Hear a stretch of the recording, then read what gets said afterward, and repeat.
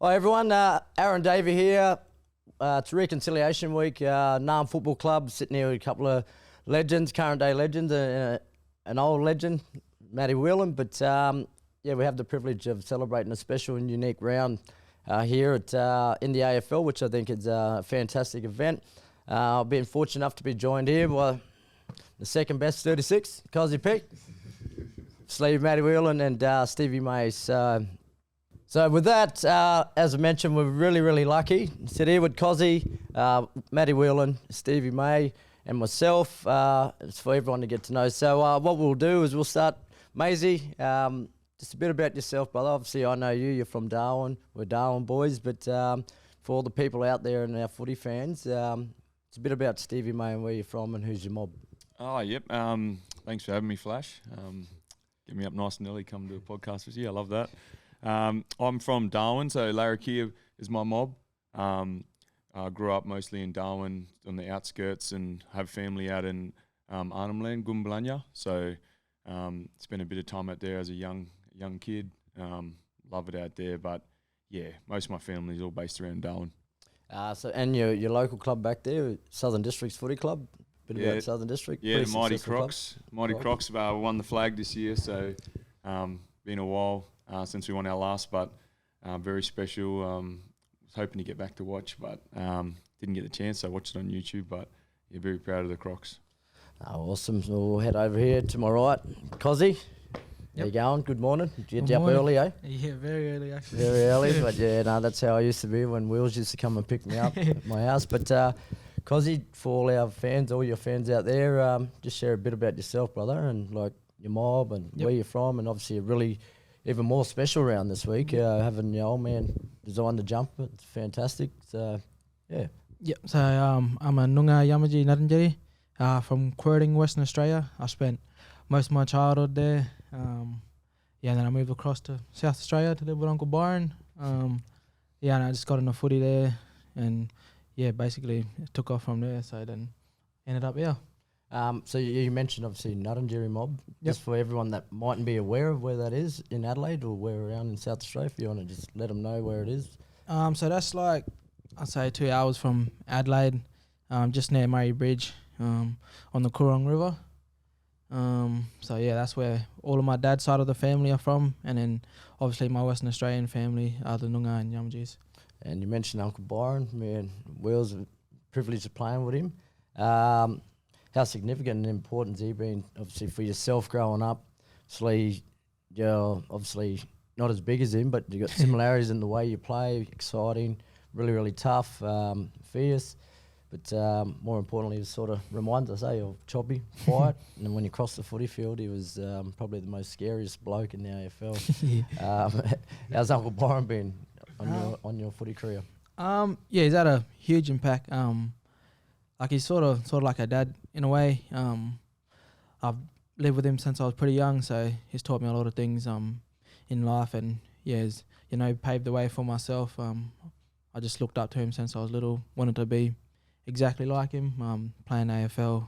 So I've been pretty fortunate to have him there basically the whole way and have him in my corner still to this day. And I think also people forget, obviously, the Picketts. You had Uncle Marcus, who was at Essendon as well. Yep. So he sort of sits in the background. And But fortunate enough to have two uncles that played in the AFL. It's pretty special, eh? Definitely is exactly like Uncle Byron. Been in my corner since I was a little boy, and the exact same thing. He's taught me a lot and paved the way for me. He always says it's better than Uncle Byron. Anyways, we'll hand you over to number 45, Matty Whelan. The bloke's really done some wonderful stuff for the footy club and really embraced the opportunity for Naarm Footy Club. And I know he sort of sits in the background, but it's probably very lucky, or your Melbourne mob. It's twice we've got him in front of the camera, and it's unusual for Matty Whelan. He's always in the background. But Wheels, bit about yourself. See, another Territorian, Darwin boy. So my background's, my grandmother's from Central Australia, she's Aranda, and my grandfather was born on a mission in Roper River, which is Nooka now, but he's Nullikan, so basically say I'm Aranda and Nullikan man, so both from obviously Northern Territory. Grew up in Katherine for about 10 years, and then moved to Darwin as a young fella, and then played rugby, played rugby league and rugby union. Followed my brother, who's at boarding school, playing those games, and then Dad was from South Australia, so he got me to try footy and then play cricket as well. So I was gunning at everything, but yeah, you know how it is. Yeah. Well, as a young fella growing up in Darwin, you know, when Wheels was Thunder and that, like, sort of didn't really get opportunity to say hello and stuff. Oh, you know, flashing that before I got here. So, but we talk about it. So me and you have been pretty lucky. We've had a really good, obviously, career together. But I think there's a lot of similarities there. So Uncle Warren and my dad were best mates, and it's funny, my dad was a forward pocket, and Uncle Warren was the best back pocketer in NTFL, so sort of shared that. But coming in the scene for myself, you was amazing, and for Uncle Choppy, he used to always pick us up. Nita used to send Wheels to go pick us up if I slept in, but Happened quite regularly too. just for everyone here, obviously, we know what you brought to the footy game and how tough you were, but obviously you're pretty shy around the camera. But what did it feel like? You know, like 10 years, your first life member, all us Indigenous brother boys that was at the oldest footy club. Would have been a special moment, eh? Yeah, very special. You know, you just want to play one game when you get drafted, and I was just happy to play one game. Sort of thought my opportunity was missed as a young fellow. Went to South Australia to try and make it over there, and then I was lucky enough to finally get picked up, and then had Jeff Farmer and Scott Chisholm here my first year, so that was great to get to know them fellas. And my sister was actually dating Scott Chisholm's brother at this time, so that's sort of handy. I still lived with Scott my first year. Then he left, and then it was just me and Wiz, and then it was just me, and then you came along, and I think in 2004, was it? Yep. And then obviously that's when we started playing finals again. So yeah, obviously you're the reason, but no, it's like you said, when you Okay, making me blush. You keep going, blush. You're making me sound deadly. Pay me later there.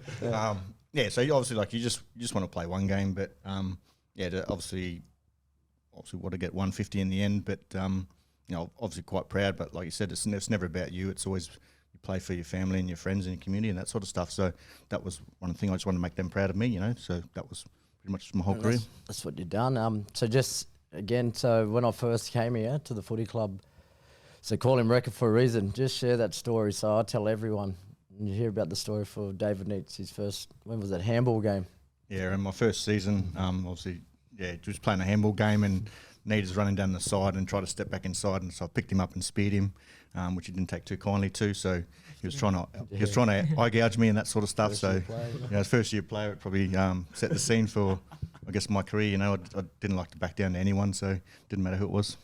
Yeah. So again, pretty fortunate. Stevie, how many games you played now, bro? You 240 something. Melbourne 110 maybe, I think. I'm not sure. Yeah, we'll keep it at that. I'm 178. What are you, Koz? I think just over 100. I played my 100s last year, so. No, it's pretty special, eh? I think 4 of us are sitting here, 100 games plus, but... Tell us a little bit about your, obviously growing up, Aaron, like you said, you touched on a little bit growing up in the Northern Territory, but tell us a little bit about your journey and how you came to be at Melbourne Footy Club. Yeah, I guess my journey is, again, it was a bit of a tough journey, but one that I'm extremely proud of. Again, coming up from Darwin, single mum, father passed away when I was 9, and it's 5 of us, and I always had the dream that I wanted to play AFL one day, and made a lot of sacrifices, left family and friends coming from Darwin, went down to Adelaide for 3 years, played down in Port Magpies, and got overlooked, and then I played a really good year at Port Melbourne, so all I was doing was just throwing myself out there, and obviously Neil Danner and Craig Cameron, forever grateful, giving me the opportunity. I was training at North Melbourne at the time though, with Wellesley and Moddy, and then I wanted to go to North Melbourne.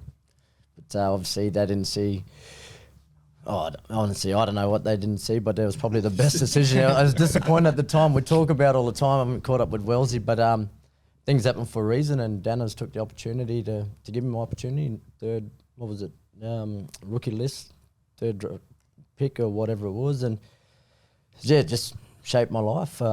After, like, obviously footy, Melbourne Football Club is a big part of me and my kids and my family's life, and gave me so many memories. And although I didn't complete year 12 in Dripstone High School, I just chased my dream. But everything I've learnt was from this football club, and from speaking, you know, what we were like, all us mob, in front of a camera, shame, And Danners, he obviously had so much, faith in me and said that I was going to captain a club one time. And I'm like, Danners, you sure you're speaking about the right bloke? Can't string two words together here. And I'm hiding everyone's stuff in the change room. But obviously, the belief. And didn't think I'd be 10 years. And again, life member of the football club, so second behind you. And so you boys will be obviously the next ones in line. And Nev, but so many memories. And yeah, as I said, one of the probably best things I hold to my heart is, see how old Melbourne's 190 years?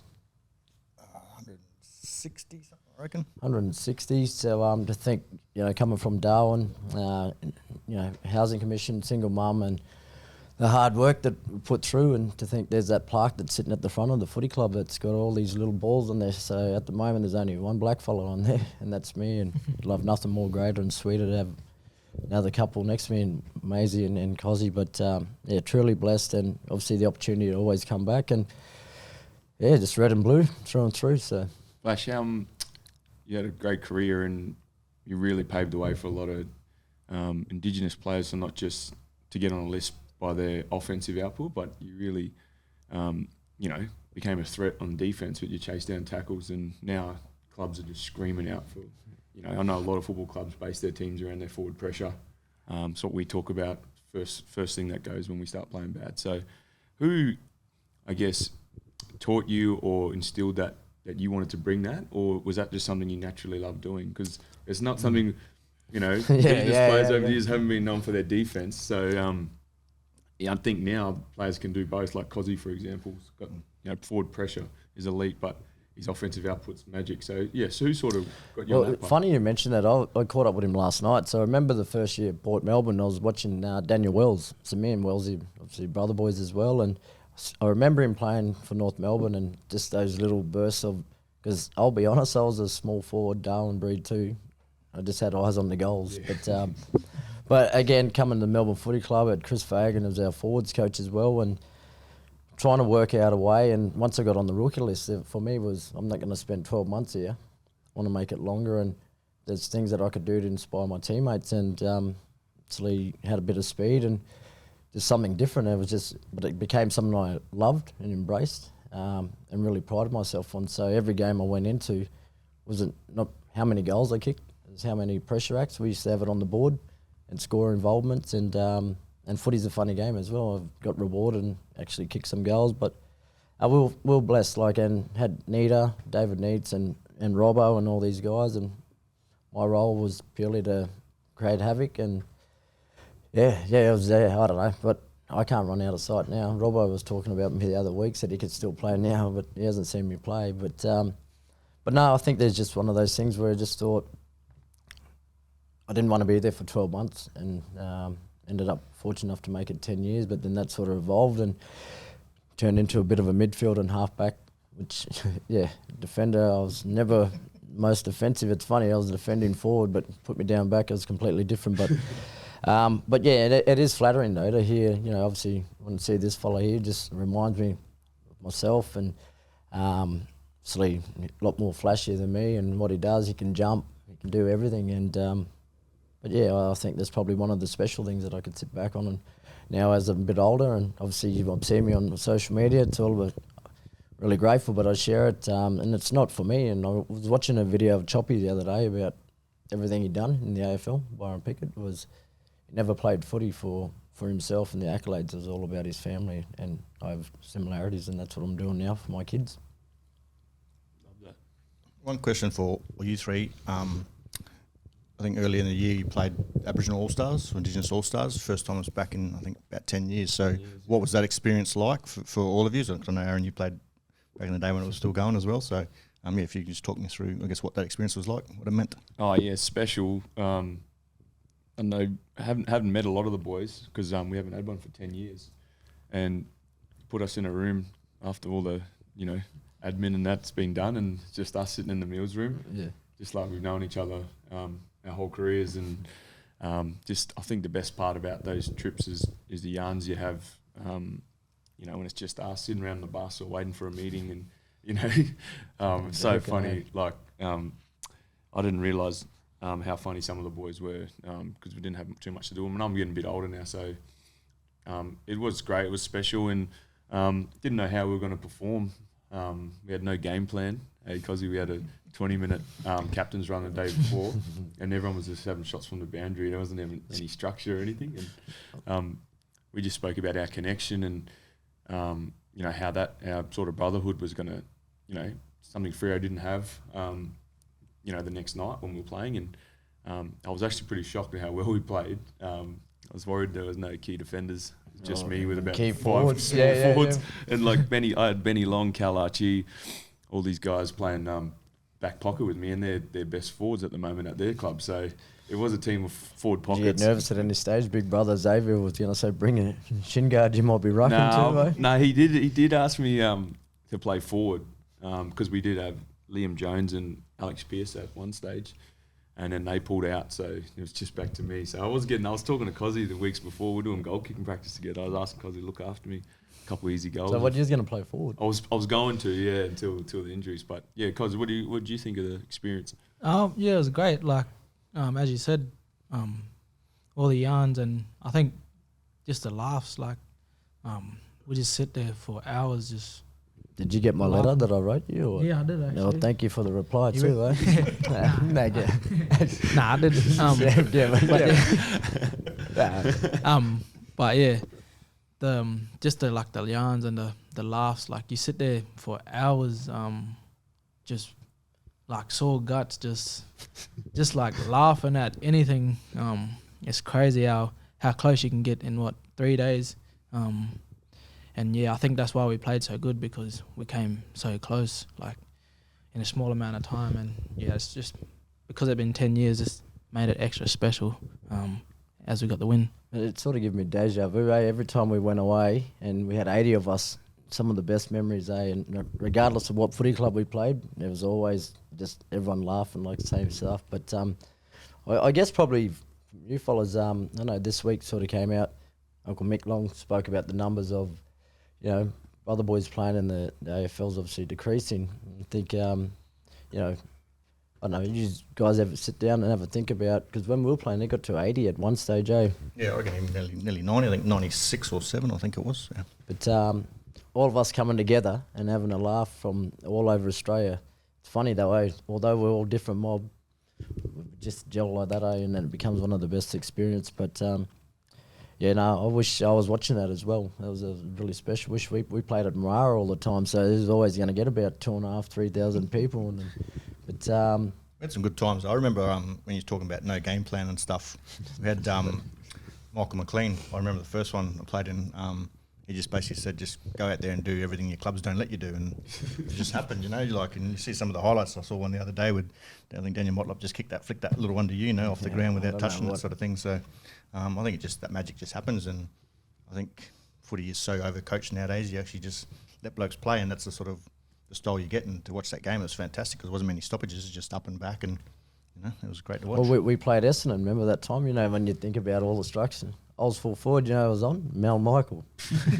But it was just small. It was just like big mosquito fleet, and we just played on instinct. And again, regardless, like I was watching Bobby Hill. Like how tall is Bobby? A bit taller than me. You taller than you guys? Yeah. But you leave yourself or Bobby Hill one out. I'm telling you, defenders. Imagine you was playing on. You'd be sitting there thinking, right, where's this ball going to go? Where's he going to go? But that were the special things in this footy club. Obviously, Melbourne. Watching both you two, what you do on the field, but more importantly off the field, and it's inspiring to watch. And I know me and my boys, we sit back and proud of what you guys do, and obviously Wheels, you're doing awesome stuff, and more importantly, Melbourne Footy Club. It's said the oldest footy club that's I could be biased, but I reckon paving the way with Indigenous round, and obviously changing the name was a big thing, Wheels, and. I don't know, I knew there was probably some backlash. Obviously, social media, they're always telling all the truth and talking about, it's Melbourne Football Club, don't change it. But I think it's really special. Yeah, like I said, I always refer back to Anzac Day, watching Collingwood and Essendon. And I've learnt so much from the media and the stories they tell through that day. So I thought we can use Indigenous Round as something similar and tell stories. And obviously I wanted to change the name because it looks similar when you look at it on the graphics on the TV, but you see NAR. And my youngest boy said it the other day, he goes, what's NAR? Like, why they changed the name? And that was the reason I wanted to change it a little bit, because it's going to get people talking. It's going to get kids talking. And I remember getting an email from a teacher after we did it the first time, and they asked the kids, what's the traditional name of Melbourne? And all the kids knew because of that. And they said they spent the rest of the lesson looking up all the different capital cities throughout Australia and looking at the traditional names. So that was sort of, just the, I guess, why I wanted to do it, and it's that education piece once again. I could be biased here. Melbourne were the first ones to change it, weren't they? Their name, and then clubs have sort of followed suit. I think Port might have been. Fair few clubs. When you look at the ladder, it's 6 now. yeah. 6 clubs have changed, I think. But yeah, well, Trailblazer wheels. could have been microphones here, but we'll go with Melbourne for today. But no, I guess yeah, it's obviously a special round. Obviously, you guys have got training and whatnot, but I'm sitting here. You probably don't realise we're sitting here, and blessed to be sitting here with 2 premiership players of the footy club. And think of all the hard years we went through, Wills. But through all those hard years and tough times, there's some really good memories, But I still remember watching you fellas win that flag, and I know footy people take it to another level. I still remember with tears in my eyes, 5 minutes ago, hugging my sons, and it's not like watching you fellas, but it's just all the memories, Us mob, we had some really, really tough times here at Melbourne, and some really challenging, but never changed the way, obviously we approached everything, but couldn't happen to 2 better people, Russ. Like, we went out there and won the flag. That feeling would have been special, Yeah, it's I was a few beers in too at that stage too. Yeah. We didn't probably feel the effects because we were over in a hub in Perth, and it was just sort of us. Everyone was locked away in Victoria at home, so we didn't probably feel how much it impacted everyone. And we had a great time in Perth, but coming back, we just wanted to win one here at the G, like with all our fans present. And then a lot of people would have come from far and wide to watch. Well, I was going to go, but I would have been probably in quarantine. There was no guarantee. We get off the plane, and I'm sitting there for a week watching it from a hotel room. But all the Darwin mob could come, That was good. Like, so Kozzy, you'd have been loving it, all the family. Yeah, all the family come down. So, but Maisie, your own journey though, Russ. You started off at Gold Coast for a few years, and then you made the change. Obviously, you was captain there, and would have been a big decision to make. And you come here, and you was always a deadly player, but you've gone to the best fullback in the competition. Everything you've done, you ever thought you was going to be a premiership player? I didn't think that. That was my goal. That's why I left the Gold Coast, because I wanted to sort of, taste success. At the time, we were a really young side, and we're going through a lot of change off field, and I sort of knew they're probably 5 or 6 years away, and funnily enough, now they are coming good 5 6 years later. So it was the right decision for me. I was able to win a flag and be a part of, some big blockbuster games, and playing at the MCG every week never gets old. So I had some personal reasons as to why I wanted to come down, and I think that premiership sort of validated my decision. I was like, this is, what I really wanted. I had my best friends, Dion Prestia and Tom Lynch, leave the club and win a flag, and I was like, man, I really want that feeling. And I saw the list Melbourne had and thought it was a great opportunity. And also what enticed me was the history of the club and how long it's been. I remember meeting with Lammy and Goody and saying, do you want to be part of the first club who wins a flag, team who wins a flag after such a long drought? And I was like, it sounds a bit of a fairy tale. Like, I'd love to, but I don't know if that's going to happen. And so when it happened, it just felt so surreal. Like, we think about the grand final day and people ask questions. I don't even remember much. Like, it just feels like a dream kind of thing. Yeah, like you wish you could go back to that moment and sort of soak it all up. Yeah. Like you were saying 5 minutes to go, you were crying. I was stressing we were going to lose the game still. Yeah. I was like, we can't stuff this up. Like, so I remember Track looking back at me, sort of waving to the crowd. Yeah. 5 minutes to go, and me and Vines are spraying him. Track, switch on. What are you doing? Like, and he's like, calm down, boys. We've won. Like, I'm up by 70 points or something. So, it was a very, very surreal moment. And something you really want again. Like, it sounds selfish or greedy, Don't be but selfish, no, man. I love nothing more to watch once you that have again. that, you just you want it again. So hopefully, we have another chance at it before I finish up. But in all seriousness, there's 5 of us, that's played 100 games, Us 4 and Nev. Wizard and Wiz. Andy Lovell as well. And Andy Lovell. So pretty proud, Like, us mob sitting here, you think us 3 Territorians, Darwin boys, in Nam, and then Kozzy here. But What are your thoughts on the Granny Kozzy, obviously, with all your family there? Nah, it was good. Like, I was one of the lucky ones. Me, Trent, and Jacko. We were the only ones with the family there. I think we all had about 20 to 30 tickets or something like that. is that all? But yeah, it was like Maisie said, we couldn't really, remember too much from it, just because it all happened like so fast and just so focused in the moment. Yeah, it's just like a dream, as he said. Just hard to you get like flashes of like just the grand final. Like you don't really remember anything, but like looking now and just thinking about it and like watching the videos, it just gives you like goosebumps, and yeah, it's just a pretty surreal like moment to look back at. And it'll be a special 10-year reunion. Should be in another 5 years, 6 years. So it's one that you'll always remember. Obviously, footy. You're my champions on the footy field. You got your own beautiful little families. You got a couple of little kids now. And share that. Obviously, I got a tribe and a half when I was playing, but must be pretty special and amazing experience and life changing, eh? Yeah, it's like I'm like Kozzy's big brother at the club, but he had a baby before me, so I've been asking him always. Yeah, but that's like daddy. That sounds Yeah. familiar. Yeah, no, I think that's that He's helped me out. kinsmanship. Yeah, that's our cultural Yeah, thing, eh? yeah. Like, I'm thinking, Kozzy, how do you get her to go to sleep, or what's going on with food, or when she started crawling? So all those little milestones. Kozzy's been good for that.